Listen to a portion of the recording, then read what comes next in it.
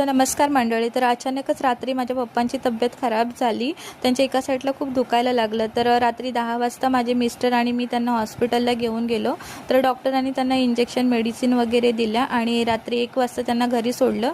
Doctor बोलले की त्यांच्या पोटामध्ये इन्फेक्शन झालं आणि त्यांचा BP वाढला आहे, त्यांना हलकं असं जेवण द्या. तर मग मी सकाळीच लवकर उठले आणि त्यांच्यासाठी तांदळाची पेज बनवली.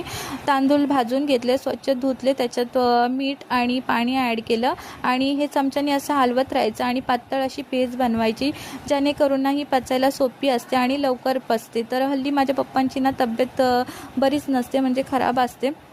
आणि आज एक मे होता आणि माझ्या मिस्टरांचीही सुट्टी होती.